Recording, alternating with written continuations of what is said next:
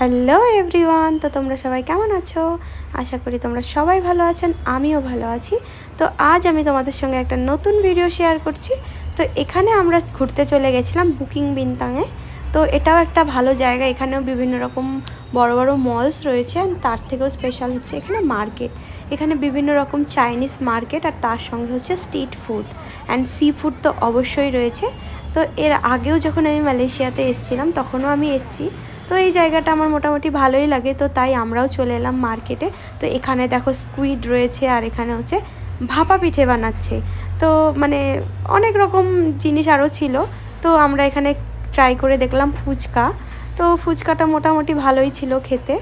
তো আরও বিভিন্ন রকম জিনিস আছে যেগুলো দেখলাম, বাট তার মধ্যে মনে হলো ফুচকাটাই ট্রাই করি।